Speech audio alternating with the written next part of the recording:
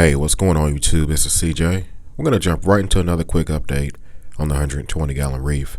I'm going to talk about everything related to import, export, and hopefully finding the balance on my system.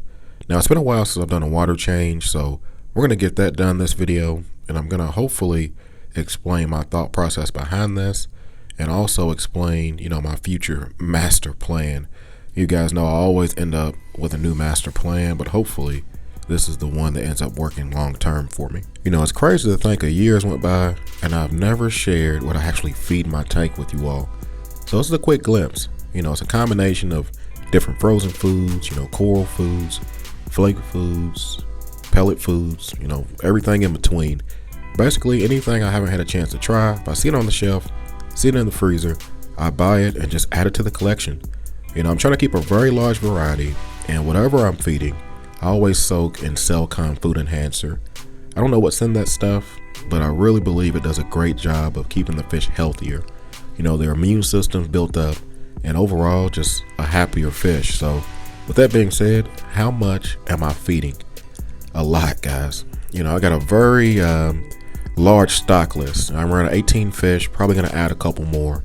And no matter how much food I throw out this tank, they always make quick work of it. So I try to mix and match my feedings, whether it's once or twice a day. I may skip a day, I may go heavy one day, light the next. No real rhyme or reason to it, but what I do make sure is that these guys are always fat and happy. Now, regardless of what I'm putting in my system or feeding my tank, I'm always trying to keep in mind the best way to remove it from my system or my export methods. So my tank relies on two things, the skimmer and the algae scrubber working in tandem. My skimmer is going to help remove those organics and different things before they break down and turn into nitrate and nutrients and all of that stuff in my water column. And my algae scrubber is working after that.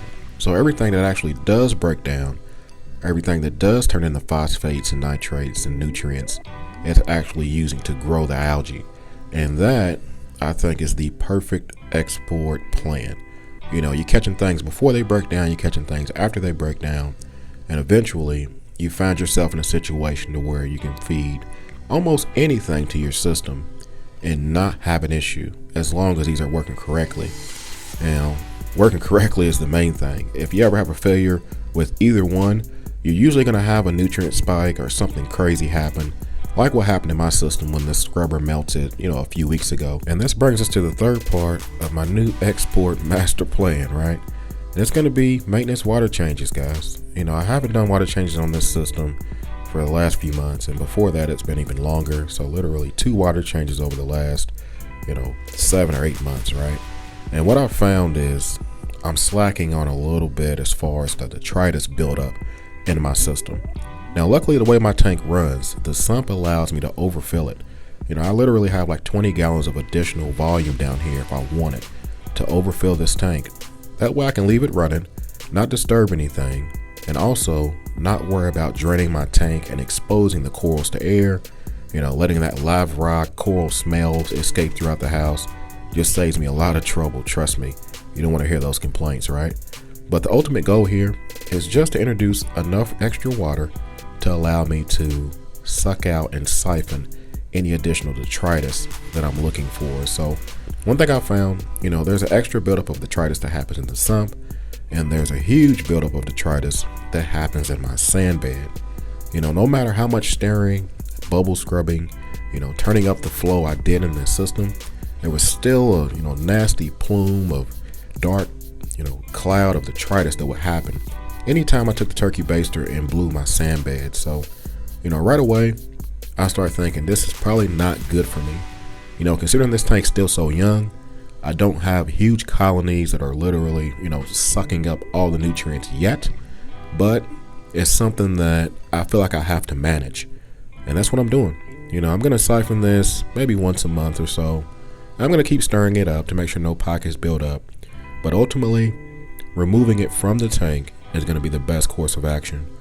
Even if you put it in a filter sock in the sump, you're still not going to catch all the particles. You're still refiltering dirty water. So it's better to just siphon it out.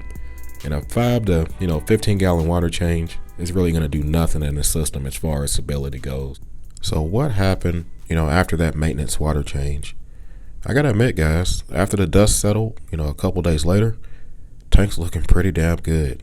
It's a total different experience compared to a few months ago. When I had that nutrient issue, I did a huge water change followed by another huge water change. And by huge, I mean 40 to 50 gallons. Tank ended up, RTNing, had a bunch of corals not happy. It just was a bad experience. Total different story from that small maintenance water change. 15, 20 gallons, siphoning the sand bed, and just leaving it alone at that point definitely was a total different result. So it's taught me one thing, don't do things in excess. If you're going to do a water change, don't do them too big. Don't do them too frequently, especially if it's not part of a normal routine. I think all of those things are important to consider. But with that being said, moving forward, I think this maintenance water change schedule is going to work out for me for the better, at least for the immediate future. And that immediate future may be for the next few months, could be for the rest of the year, or for the next year and a half. Who knows? I think it's really going to be dictated by how fast these corals grow in my system.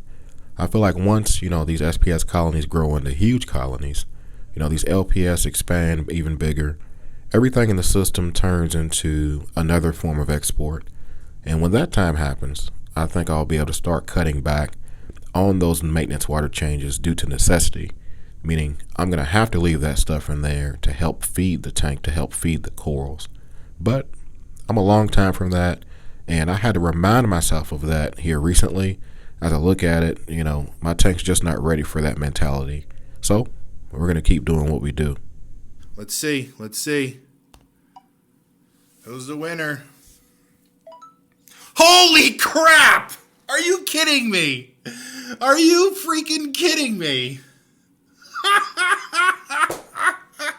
Are you freaking kidding me? Are you people seeing this? No freaking way. That's right, everyone. For those that were watching the last few clips and you noticed that third Radion showing, it was courtesy of none other than Mr. Billy Pipes.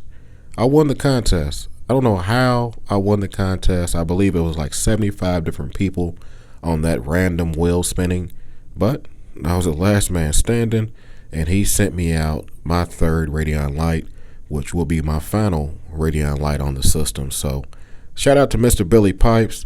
I want you guys to go by, check out his channel, give him a thumbs up, and let him know he's appreciated for holding all the contests and videos he's putting out as far as feeding corals. He's the ACAN man. He's the build it yourself sump man. He's the guy in the hobby that's here to help whenever you need it. So appreciate you, Billy. Thanks for running that contest, and thanks for helping my tank with that third Radion. Now, I know a lot of people watching at this point may be wondering, why are you not using biopellets or Nopox or Vocadocin or, any of those other remedies that are supposed to resolve these nutrient nitrate issues, all those things for you? Well, in my mind, I'm looking at those as cover-ups, not really things that are addressing the root cause of these issues. The root causes are very simple.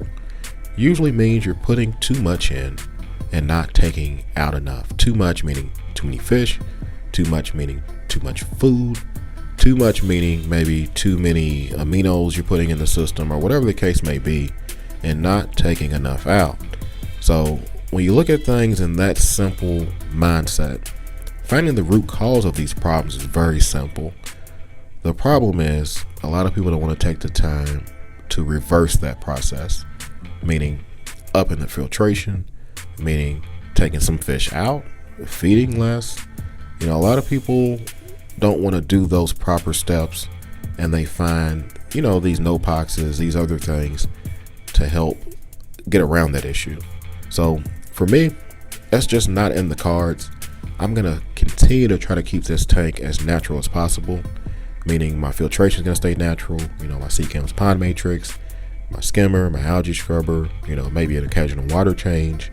Other than that, I'm just never going to rely on a Band-Aid to run my system. So, with that being said, it's always important to help yourself by testing your tank and graphing it, keeping track of it over time.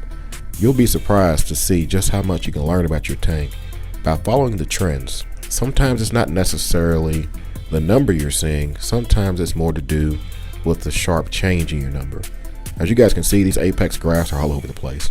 You know, over the last week compared to the last month, compared to the last year, this tank has went through a roller coaster of changes, and it's still not done yet.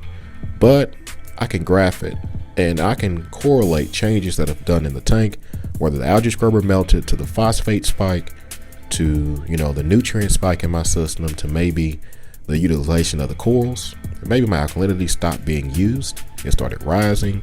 You know, all of those things are answers you get from testing. So for me, it's very important to consider the entire picture when it comes to the import and the export of my system, how much I should feed versus how much I should clean my scrubber, or how wet or how dry I should run my skimmer, or how often I should do these maintenance changes and things to my tank. You know, it depends on a few things. You know, the first being visually. How does my tank look? You know, are my Euphilia fat and happy? Are my leather corals open? Is my clam open? You know, are the SPS polyps out? Are they extending? Are they encrusting? Are they bleaching or dying? And correlating through testing what the tank was doing at that point. What alkalinity? What nitrate? What phosphate? What light PAR spectrum? Where were my settings during the time of the tank doing well versus during the time of a tank going through a decline? And the only way of doing that is getting all the information you can through testing, through watching your system, through learning your tank, and through documenting the entire thing. So I believe we reached a good stopping point for this update. You know, I'm going to continue to keep doing what I do, documenting, sharing the journey with you all, and hopefully, you know, by the end of this year, this tank will really be where I want it to be. So as always, hey, you guys can like, comment, subscribe. You guys keep doing what y'all do. Y'all be easy and happy reefing. Peace.